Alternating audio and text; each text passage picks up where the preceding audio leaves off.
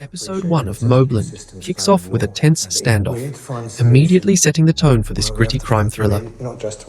The Dogan and Lazarus families share over 30 years of history, but tensions between the current heads have reached a boiling point.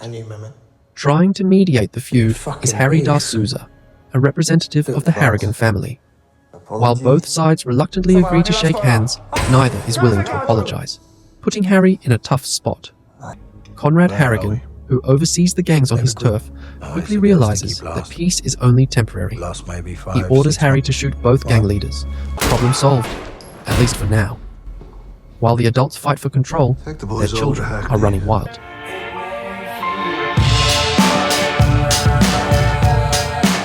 Eddie Harrigan, Conrad's grandson, uses the family name like a weapon. He does what he wants, with whoever he wants. His current companion is Tommy, the son of Richie Stevenson, Conrad's biggest rival in London. The two go clubbing, and things spiral when Eddie stabs a kid named Huey inside the club. Outside, Tommy, clearly shaken, curses him out. Eddie tosses the knife into the Thames and walks off. Tommy's whereabouts after this remain unclear. Back at the Harrigan estate, Conrad is visited by his brother Archie. They reminisce until Maeve makes a cutting remark, confusing Archie for his dead brother. The Eddie situation is a growing concern. This isn't the first time he's stabbed someone. Harry arrives to mediate and doesn't hold back. He warns Eddie that he could face 5 to 10 years in prison. Family name or not. Unlike Eddie's father, Kevin, Harry talks to the boy straight. Eddie shares some details about the club, but keeps quiet about being with Tommy. Harry digs deeper and finds out the victim is Huey Campbell, now recovering at Homerton Memorial Hospital. Harry deletes the club's CCTV footage and calls in favours from a police contact named Liam and someone inside the hospital to reach Huey. At the hospital, Harry tells Huey he wasn't really stabbed by Eddie. Ironically, the sign above Huey's bed reads, "No sharps." Harry threatens him until Huey agrees to stay quiet. While earlier gang issues were settled with bullets, this one needs careful handling. Meanwhile, Richie's partner, Vron, pressures him to find Tommy. Richie starts piecing things together and learns Tommy was with Eddie. He was with Eddie Harrigan. Furious, he calls Kevin and threatens war if Tommy isn't found by nightfall. If my Tommy ain't home by today... Harry might be a skilled fixer, but his home life is in shambles. He constantly argues with his wife Jan, while their daughter Gina tries to mediate. Jan wants therapy, but Harry avoids the topic. He eventually agrees half-heartedly, clearly just to shut her up. Back to business, Harry scrambles to cool things down. Conrad suggests a meeting at Moody's boxing gym to sort things out. Moody's gym is neutral ground, where disputes are settled with rules. A £50,000 deposit, no phones, no threats, and no violence. Or Moody keeps the money. Inside, only Harry and Richie talk, while both sides have men posted outside. Harry gives the go-ahead to have snipers ready if things go south. Richie demands to speak to Eddie by noon tomorrow, or things will escalate. Harry calls Conrad, urging him to act. Maeve advises patience, believing it's not the right time to start a war. Later, Conrad's daughter Serafina arrives with Brendan, and it's clear Maeve resents her. Perhaps she's illegitimate. Kevin also shows up, but Eddie is still missing. Family lawyers are present as Conrad outlines their moves. Rumors swirl that Conrad is losing control, especially with Richie striking a fentanyl deal with the Mexicans. But Conrad reveals it's all part of his plan. He wanted Richie to make the deal so he could offer the Mexicans something better, after getting Richie out of the picture. But there's a hitch. Maeve tells Conrad that Archie is a mole, secretly working with Richie to secure his own deal. She urges Conrad to test him. Archie fails, and Conrad shoots him dead. Clearly shaken, Conrad pushes Maeve away and walks upstairs, visibly disturbed by what he's done. Episode 2 of Mobland opens with Harry surveying the aftermath of Archie's death, helping clean up the mess. He learns what happened from Kevin, who is just as stunned by the events. Through flashbacks, we learn that Harry and Kevin share a long history. They met in prison and became close. That connection is how Harry entered the Harrigan family's inner circle, though this lifestyle is clearly wearing him down. That night, armed police raid Harry's home. He's arrested without resistance. He knows that O'Hara, the Harrigan family's longtime lawyer, will bail him out in hours. Detective Fisk leads the interrogation. He offers Harry a lifeline, warning him that the Harrigan era is nearing its end and presses him about Archie's death. Richie ambushes Kevin on the road, demanding to know where Tommy is. Kevin stays silent, so Richie gives him 1 hour to get things sorted. Realizing time is running out, Kevin calls Bella at home and instructs her to move Eddie to the Cotswolds. He sends 2 of Harry's men to assist. During the relocation, Richie's crew chases them through narrow country roads, trying to capture Eddie as leverage. It's a close call, but they manage to bring him safely back to Conrad's estate. Back at the station, O'Hara arrives and secures Harry's release. But both men suspect a mole in the organization, especially given how quickly Fisk acted. O'Hara suspects Maeve, but they agree to investigate further instead of jumping to conclusions like Conrad did. Unbeknownst to them, this chaos is exactly what the police want. They hope that by shaking up Harry, they'll eventually uncover the informant through his moves, since all they have are anonymous tips for now. Meanwhile, Brendan visits his half-sister Serafina with a proposition. She shuts him down quickly, telling him he's not cut out for this world and should walk away. At the Harrigan estate, O'Hara and Harry meet with Conrad, who's ready to retaliate against Richie. Outside, Harry updates Conrad on his police encounter and promises to get proof that Archie was indeed the snitch. Conrad, filled with regret, admits he probably should have just cut out his brother's tongue instead of killing him. Later, Harry confronts Eddie, revealing he knows from CCTV that Eddie was with Tommy. Pressed for details, Eddie finally admits that the 2 posh kids in the taxi from episode 1 were Alfie King and Jack Wiley, both from Westminster. Harry now has a new lead. He heads to see Richie, but Richie isn't interested in negotiation. Instead, he threatens Gina, showing photos of her at school and even bringing up a twisted Burger King-related story. The message is clear: bring Tommy back, or Gina gets hurt. This deeply rattles Harry. At home, things aren't much better. Harry's wife Jan is considering seeing a solicitor for a possible divorce. She realizes something is wrong when Harry mentions Tommy is missing. He lies, saying everything's fine, but it's anything but. Next, Harry visits Isabella, Kevin's wife. Earlier, she had tried to set up a deal between her government minister father and a French businessman named Antoine, though the meeting didn't go well.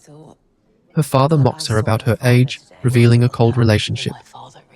Bella tries to use the deal as leverage, but the timing is off. She also appears romantically interested in Harry, inviting him to her hotel room. He declines, but their history suggests there might be more between them than meets the eye.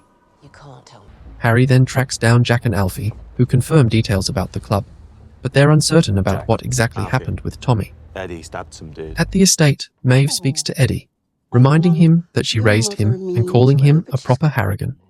She brags that she made everyone in the family. Conrad, however, shuts her down, saying she's just the prosecution.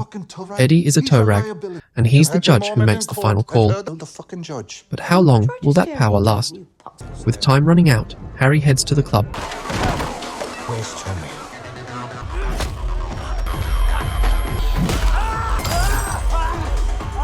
Inside the club, Harry confronts the manager and demands to know Tommy's whereabouts. Where's Tommy? The manager eventually leads him to the basement, and there, the truth is revealed. Tommy is dead, stuffed inside a box. Episode 3 of Mobland opens with a bang. Kevin's house is blown sky high in a massive explosion. Moments later, Harry gets a call from Kevin, warning him that Richie has made his move and the war has started. Harry tells him to meet at the yard and to bring Eddie, now that they've found Tommy's body. Meanwhile, at Harry's place, Richie's goons arrive to threaten him. But Harry, already on speaker with Conrad, recognizes them and boldly threatens to blow them off the map if they make a move. The threat works. They back off and act like they've seen nothing. Harry decides to lay low and heads to stay with an old friend named Mike, a reluctant host who's a sports writer, degenerate gambler, and also owes Harry 30 grand. Jan and Gina will hide out on Mike's boat while Harry deals with the fallout. Later, Harry meets Kevin and Eddie at the yard, where Valjean, the club owner, is tied to a chair, badly beaten. They also have Tommy's remains. Christ. Valjean confesses Pay me if I Eddie took offered care him of someone £10,000 to handle Huey grand. and also asked him to bring So you're Tommy and bringing this Eddie kid back to to the the club. Fucking But only stay! Tommy returned, And I'll and pick he them was both brutally up. stabbed 50 to 60 times. 50 times. Eddie was nowhere to be found. Kevin is furious. With a taser in hand, he confronts Eddie, What are you going to do though with that? it's unclear if he believes the story. Kevin calls Conrad with the update, but Maeve is in the room, listening in. When she hears the details, she smirks, clearly pleased with Eddie's brutality. She urges Conrad to support Eddie, but Conrad hangs up to deal with things privately. They head to the sauna, their go-to spot for private talks, possibly bug-proof. Maeve suggests targeting Vron as leverage, while Conrad wants to arm up and strike Richie's inner circle. There she is. Maeve calls herself the White Queen, reminding Conrad that she's always been a major player. The tension is rising fast. Meanwhile, Harry visits a care home, trying to fulfill a promise to his maid Maria to get her mother placed somewhere safe. He shows up late, but uses a bribe to smooth things over. On his way out, Harry spots an old prison guard, a violent one who used to beat him. Harry doesn't react, but clearly remembers. Unfortunately, paparazzi snap pictures of him leaving the home. Back at the shipyard, Czech reinforcements arrive, ready to bolster their ranks. Kevin, however, is more concerned about Isabella, sensing something isn't right. it might be? Elsewhere, Isabella sets up a meeting between her father and Antoine, a French businessman. to see the Prime Minister? She's clearly unhappy in her marriage, to see the a PM. point Kevin emphasized earlier when she barely reacted to news of the bombing. See the PM. Isabella's motives go deeper.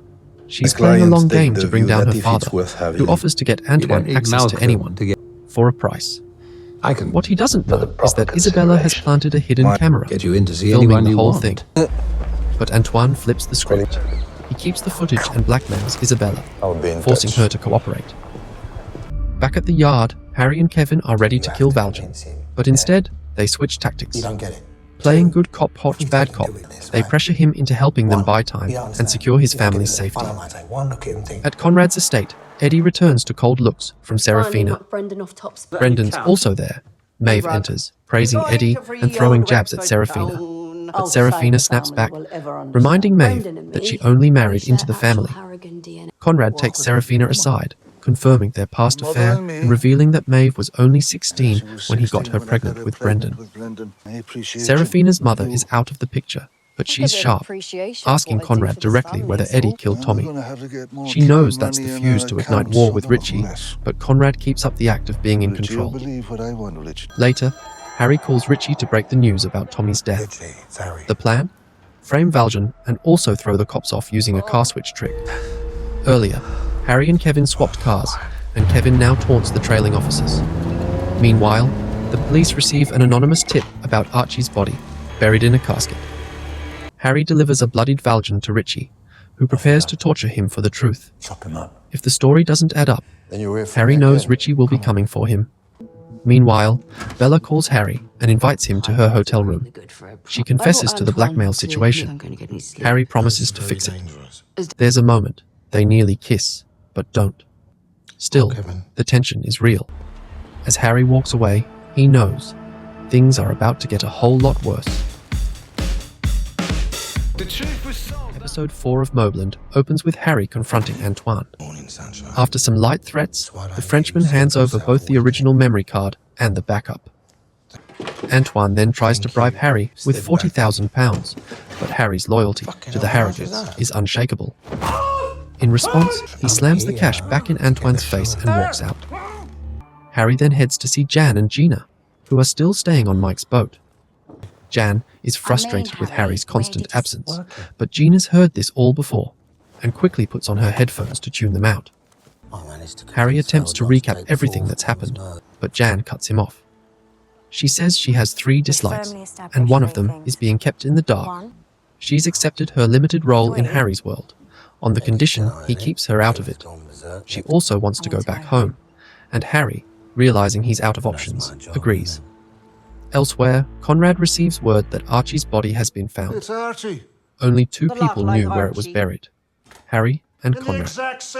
Conrad insists someone else must have known, but Maeve reassures him otherwise, further intensifying the paranoia and tension. At the garage, Harry and Kevin wait anxiously, having heard nothing from Valjean. A man named Donnie shows up, asking for Harry. He also seems to know who Zosha is.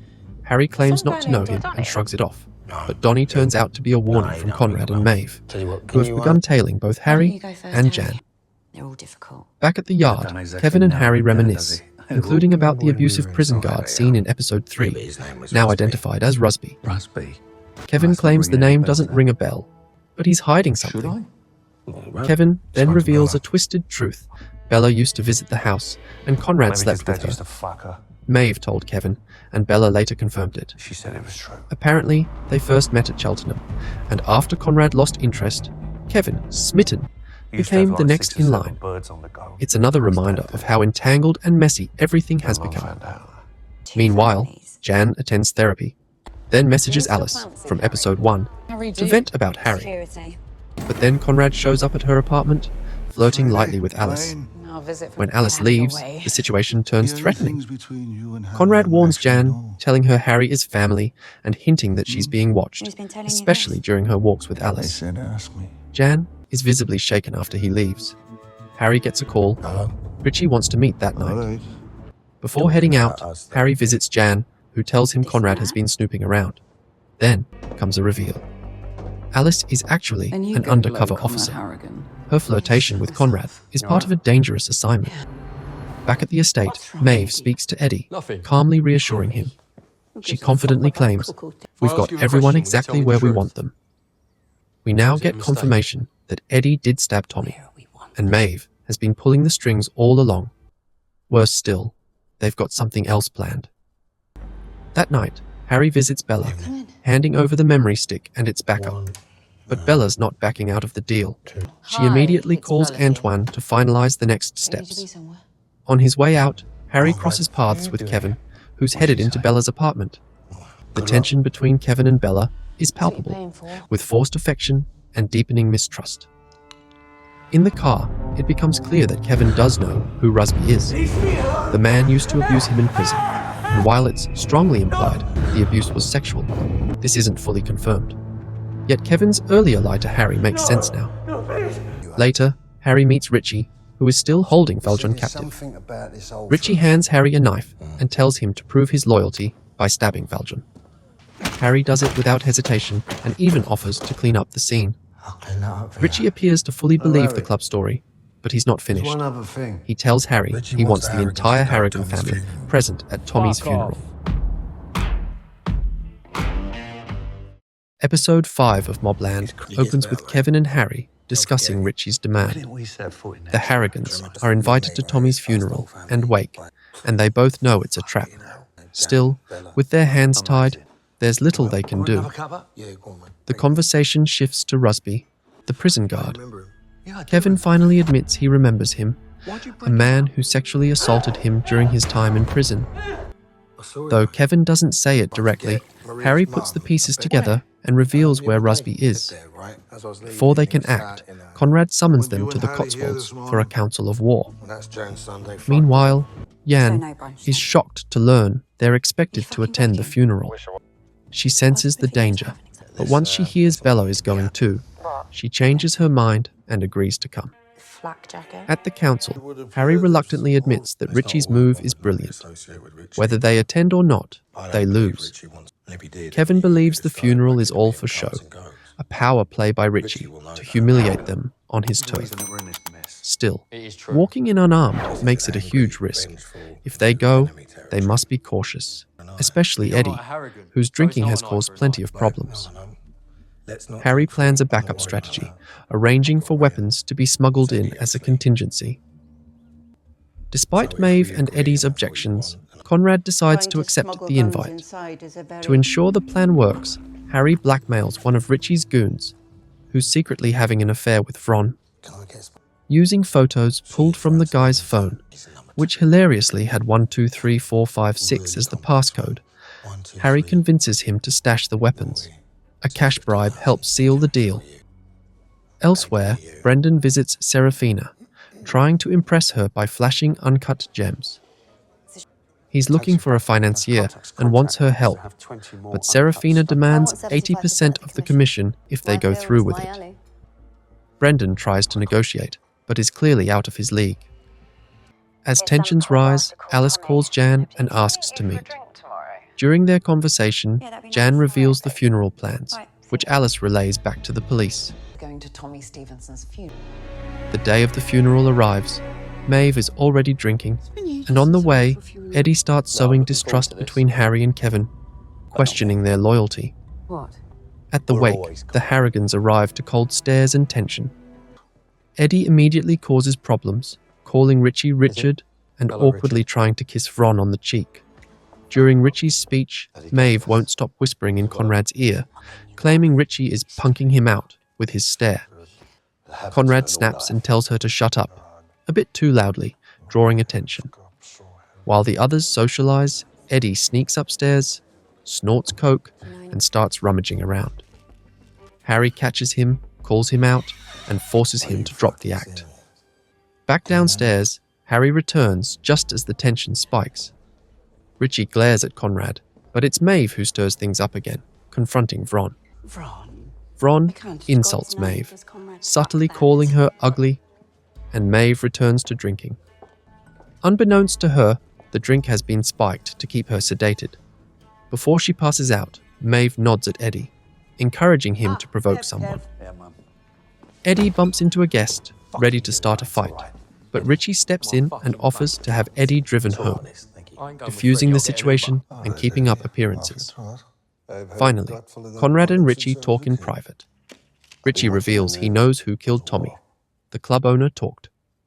While Richie doesn't want all-out war, he makes it clear. If Eddie shows his face again, he's fair game. That's the only condition to avoid open conflict. We don't hear Conrad's answer. Later, Maeve wakes up groggy and angry, calling Paul to start plotting behind the scenes. Just when things seem to calm down, Vron gets into her car the next morning to run errands. As she shuts the door, the car explodes in a massive fireball, killing her instantly. Episode 6 of Mobland begins in the chaotic aftermath of Vron's car explosion. Richie is devastated, while Donnie pulls Harry aside. He's there on behalf of Cap McAllister, but before Harry can respond, news of the bombing spreads fast. At school, Gina is pulled out just as her psychology exam begins.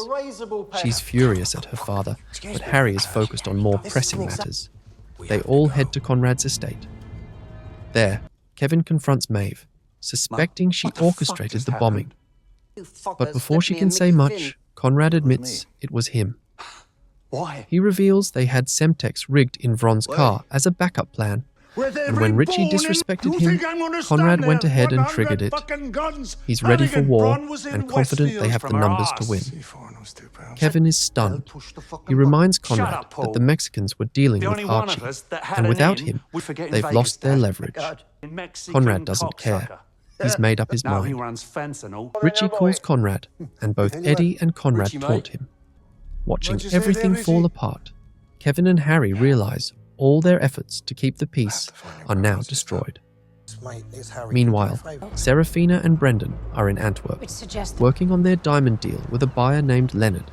They've turned off their phones, and although they usually stay at the same hotel, time is running out, especially if Richie finds them first. Back home, Jan vents to Bella about the constant turmoil. Come in. Their husbands' roles in the Harrigan conflict have turned their lives upside down. Jan is emotionally drained. It gets worse when Conrad starts grooming Gina, trying to gain her trust and loyalty. But Gina isn't fooled. She later confronts Jan, saying, "We need to get out of here."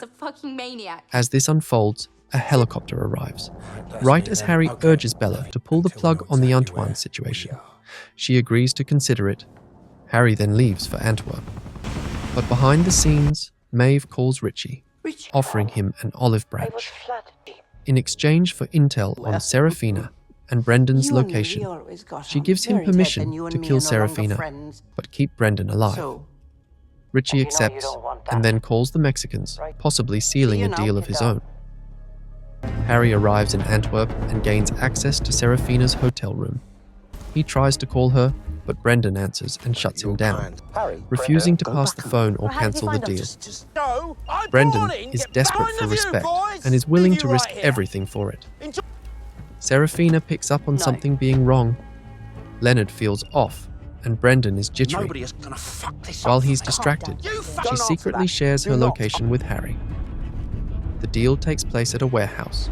Everything appears to be going smoothly, until gunfire erupts. Armed men storm the building, killing most of those inside. Brendan and Serafina are captured, held at gunpoint. Before the trigger is pulled, the screen cuts to black. Episode 7 of Mobland opens with Harry arriving at the warehouse in Antwerp. It's abandoned, dead bodies everywhere, and the word war scrawled in blood on the floor. There's no sign of Serafina or Brendan, but the corpses appear to be members of a major cartel controlling the Antwerp docks. This is all Richie's doing. When Maeve finds out he's taken Brendan as insurance, she threatens him, but he hangs up, unfazed. Back at home, Kevin and Conrad discuss the fallout, trying to figure out who the mole is. They've yet to suspect Maeve, but time is running out. Conrad doesn't handle betrayal well, especially considering the grim story he shares about what he did to the last snitch. Meanwhile, Alice calls Jan, asking for a meetup, still pretending to be a concerned friend, despite secretly being a police informant. Jan leaves the house, unaware she's being tailed by Conrad's men, but Alice's crew is also nearby, using listening devices to record their conversation. As Jan opens up about Harry being away, Alice probes deeper, asking about gangs and murders. But before Jan slips, Paul shows up and breaks the charade.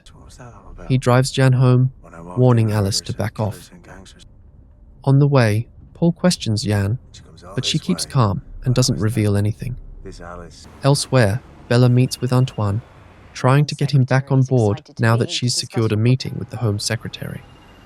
But after Harry took back the USB and shut him down, Antoine's hesitant. Bella offers a 20% cut to sweeten the deal, but the partnership is fragile, especially when she spots Kevin outside, making a mysterious call. That call? 20%. Kevin is trying to locate the care home where prison guard Rusby is staying. Not far away, Eddie talks to Gina, both expressing how lost they feel. But Gina sees through it, calling Eddie out for mirroring, just to get close to her. Despite the manipulation, the two end up hooking up. Meanwhile, Harry tracks down the UFC cartel boss, storming their base solo. A violent shootout unfolds. Grenades, gunfire, and tactical cover as Harry clears the warehouse one room at a time. He's looking for answers and won't stop until he gets them. Back at the Cotswolds, Maeve tells Conrad she got a message from Richie confirming he has the kids. Conrad demands to see it, but Maeve, who fabricated the text, can't provide proof. Luckily for her, Harry calls just in time, revealing that the Lopez cartel is holding Brendan and Serafina, and they're working with Richie. With Archie dead, the Harrigans have lost their only liaison, and there's no clear path forward. Meanwhile, Serafina and Brendan are alive, tied up in a warehouse. Brendan is unraveling, panicked and guilt-ridden. Serafina keeps her cool, slowly realizing Brendan isn't to blame. His raw fear confirms it. She also pieces together that Richie orchestrated this, especially since both sides were wiped out in the diamond deal. Brendan's still in denial, until a man enters the room with a tablet, tools, and a chainsaw. Enter Jaime Lopez, the brutal cartel boss. Serafina tries to negotiate, offering double Richie's payment, but Jaime refuses. He mocks Conrad as a madman who's lost his grip, and he's not interested in new deals. As if on cue, Richie calls and starts a video conference with the Harrigans. Kevin, Conrad, and Maeve are forced to watch as Brendan is executed, sawed apart brutally right in front of them. Before Serafina can suffer the same fate, the call cuts out completely. Turns out Harry managed to make some calls of his own just in time to stop the executions. He managed to talk to someone called Kat, who's seemingly very powerful, and as a result of this, he now owes her a favor. You owe me. Episode 8 of Mobland opens with Conrad and Maeve reminiscing about Brendan's birth and the dreams they once had for him. Those hopes have now been shattered, thanks to Brendan's brutal encounter with the wrong end of a chainsaw. Serafina is still in shock, but is dropped off with Harry. Meanwhile, Kat now owes Jaime Lopez a huge favour for sparing her life. Harry returns to the estate with Serafina, while Maeve watches disapprovingly from the upstairs window. Serafina reflects on the failed deal and admits to the family that she tried negotiating for their benefit. Conrad reassures her there was nothing more she could have done and places the blame squarely on Richie. Maeve enters the scene and surprisingly shows empathy towards Serafina. She hugs her and affirms that Serafina is a true Harrigan for trying to save Brendan. Maeve also promises that they'll avenge his death. Once the women leave, Harry confides in Conrad that he had to make a deal with Kat McAllister to get Serafina out. Conrad isn't thrilled and presses Harry about his connection to Kat. Harry is tight-lipped, but does reveal she approached him 2 years ago with an offer to switch sides, which he turned down. Following Brendan's death, Conrad decides to move Eddie, Bella, and Kevin to a safe house. But interestingly, he chooses to keep Gina and Jan at the estate. He immediately shifts his focus back to business, asking Harry to arrange a sit-down with Jaime Lopez to discuss the fentanyl ties. Kevin is stunned when he hears this plan. Conrad wants to strike a deal with the very man who killed Brendan, and even bring in Kat's security team to protect the estate. Harry's troubles grow when Jan tells him about Eddie's close relationship with Gina. When Harry confronts Eddie in the bedroom, Eddie talks tough, but is rattled by Harry's cold calmness. Harry pretends to give his blessing to Eddie's relationship with Gina, but then calmly warns him, one day, when Eddie reaches the top, he'll push him off. That wipes the smirk off Eddie's face. Harry then speaks to Gina and tells her about Eddie's killer instincts. Gina shrugs it off, saying she's simply picking someone who reminds her of her father. Meanwhile, Alice's performance in the previous episode draws in former Deputy Chief Inspector Colin Tattersall. He's now working freelance and has been brought in to assist, or more accurately, babysit, the local cops in their effort to dismantle the Harrigans. Colin disapproves of targeting Jan, arguing that a family as powerful as the Harrigans can't be taken down that way. Instead, he suggests flipping Richie. Back at the estate with Harry leaving for London, Conrad instructs Jan to call Alice and invite her for dinner. He continues his scheming, telling Bella to keep an eye on Kevin. Maeve is plotting as well. After giving Serafina sleeping pills, she immediately tells Kevin that Serafina, just before dozing off, claimed she's the number one in the family. Kevin ignores Maeve's manipulation. He's got more pressing matters. He heads to the nursing home and uses the visitor log to find Rigby's address. On his way to the meeting, Harry speaks to Freddy and says, "The king is dead." He believes Conrad is no longer in charge. Maeve is. When Freddy expresses a desire to leave, Harry warns him against it. He then reveals that he and Kevin plan to stage a coup, take over the family, and eliminate Richie. Whether Harry is telling the truth or just trying to manipulate Freddy isn't clear. But we do learn that Archie is clean. He's not the mole. Freddy knows who is, but that reveal is withheld for now. Instead, Harry throws Freddy off the roof and heads off to meet Kat. Kat accepts Conrad's deal, but makes it clear she's only doing it for Harry, who now owes her 2 favors. Elsewhere, Fisk, Mukasa, and Colin meet with Richie. They say they want to dismantle the Harrigan Empire and need Richie's help to give them an edge. In exchange, Richie will get full immunity and a 10-year countdown from the day Conrad is convicted. However, the police assert that they own Richie, a claim that doesn't sit well with him. Richie grabs a gun and kills both Fisk and Mukasa. Colin, unfazed, calmly tells Richie that he does own the police. Hearing that, Richie agrees to the deal. Episode 9 begins with Eddie wakes up and Conrad asks to speak with him. Meanwhile, Bella threatens Paul into doing her a favor, and he agrees. Eddie, feeling disconnected, walks out of the house sipping coffee. Frustrated with being just a pawn in his family, he looks at a dog and says, Who's better off, me Me or you? Paul delivers a car for Bella. While waiting, security calls him. Bella Harrigan's At the taken same a car time, and left. Harry Then tells use the Conrad others that out. Jaime is flying into England with 4 men. We'll see. Later, Inspector Colin explains the media angle on Fisk and Mukas's murders. He convinces Alice to help with the Archie, case, Tommy, promising Ron, her a lead Fisk, role Mukasa. and pressuring her to attend a dinner hosted by Conrad Harrigan. Maeve warns Gina to stay away from Eddie. Conrad, Harry and their men head out to meet Jaime. Kevin watches outside the office of a retired guard who once assaulted him in juvenile detention. Meanwhile, Conrad's group meets Jaime at a pub. Conrad brings up his son's death. Serafina offer was offers twice what Jaime Richie the was same paying deal for she the gave fentanyl. Brendan before he was They killed, offered 5 million to join cash for Harrigan's my side. life. Take it or leave Jaime it. stays calm Look and you compliments in the Harry eye. for what he did in Antwerp. Understand? Then he stirs tension by saying, No wonder Cat wants you, and no wonder and you want wanna out. leave.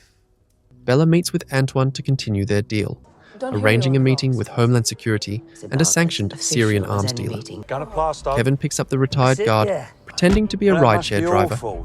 He tricks his way into the house and confronts the man. Question. The guard tries to talk him down, but Kevin pulls a gun. He breaks down crying, but eventually he shoots the man dead. Jaime later calls Harry, agrees to the deal, and tells him to fix the rat Love him, problem. but he's gonna fuck this in a nanosecond. Harry arranges a meeting with Hara the next morning. Kat Harry? also calls and asks to meet. Conrad confronts Harry, asking why Jaime said he wanted to leave. Harry replies, "Are you questioning my loyalty?" Tension rises. Seems our mystery guest Everything is on the brink. Alice arrives for dinner. Serafina questions her. Alice. As Alice leaves, she secretly grabs Conrad's cocktail glass wrapper and hides it in her bag, but Harry sees her and lets her go. At the table, Conrad explodes after learning from Eddie that Maeve betrayed him. Face it, man, it's over. During the argument, police storm in and arrest both Conrad and Maeve. Brothers trade.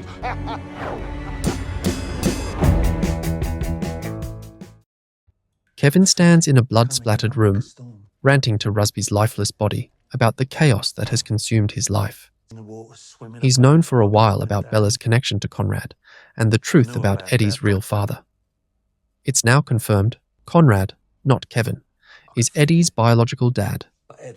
Kevin has done his best to hold everything together, but the pressure has finally broken him. Harry arrives and reconnects with Kevin, bringing in his crew to clean up and dispose of Rusby's body. Later, they meet at the dock where Harry is expecting O'Hara, who turns out to be the true mole. She's been leaking information to Richie for over a year, addicted to fentanyl and feeding him intel. But something doesn't add up. From O'Hara's responses, Harry realizes she couldn't have leaked everything. She knew nothing about Antwerp or what happened with Archie. Richie trusts her though, so Harry decides to use that trust to end the war. He lets her go, promising to call her. O'Hara, stunned, walks away. With Conrad and Maeve behind bars, the power struggle intensifies. Either the Harrigans or the Stevensons will soon be on top, and time is running out. Kevin visits Conrad in prison and tells him the truth. O'Hara is the rat. He also drops a bombshell. He's taking over the Harrigan legacy and reshaping it his own way. Conrad mocks him, but Kevin is dead serious. Meanwhile, Maeve urges Eddie to kill Harry and go after Serafina. Though stuck behind glass, her words remain sharp as ever. She proposes that she and Eddie become king and queen, and then reveals the truth. Conrad is his real father. Eddie storms off to confront Bella. After cursing her out, he demands honesty and respect. Just before this, Bella sees news footage exposing her father's shady dealings. She apologizes to Eddie about everything involving Conrad, but he's heard enough. He begins choking her, nearly killing her, until Harry's men intervene with a gut punch to stop him. Elsewhere, Kat calls Serafina, proposing a meeting to discuss their future. Serafina is curious. Meanwhile, Alice's dealings with Colin come to a head, with a betrayal. Colin drugs her and has her taken away, revealing he's working with Richie and giving him the green light to proceed. It seems everything is falling into place. But Harry has a wild card. He calls O'Hara and gives her a simple plan. Let Richie believe he's in control while actually playing into Harry and Kevin's hands. Richie's men show up at O'Hara's office to meet Harry, but Paul O'Donnell isn't with them. He's waiting outside and detonates a bomb, killing everyone inside. Another group arrives at a safe house and meets the same fate. Meanwhile, the surviving Harrigans flee through the woods. Harry and Kevin head straight to Richie's bar. Without hesitation, Kevin shoots both O'Hara and Richie. They also uncover a recording device from Alice's car, the same one used to plant evidence. It's a tool they can now use to either free or bury Conrad and Maeve. For now, they'll let them sit in prison a little longer. As the police arrive with Colin at Richie's bar, they're met with nothing but carnage. Harry later visits Kat. She offers a deal. Help her wipe out the Harrigans in one clean sweep. If he refuses, she'll become his enemy. Harry tells her to go fuck herself and walks away, choosing loyalty to the Harrigans. At the Harrigan estate, Kevin opens up to Bella about the future. He wants her by his side. Bella reveals that she's long known about his nightmares and what happened in prison. He talks in his sleep, and she's pieced it all together. In a vulnerable moment, Bella admits that her father sexually abused her as a child, explaining her desire for revenge. She promises to stay by Kevin's side, their bond now stronger than ever. Harry reunites with Gina and Jan, but the mood is far from warm. They argue about the future and everything that's transpired. In a heated moment, Jan stabs Harry in the chest. He shrugs it off, sits down calmly, and says, "You've got my full attention now." In prison, Conrad basks in admiration from fellow inmates, the king of the block, seemingly ready to reclaim his empire. And with that, Season 1 comes to a close.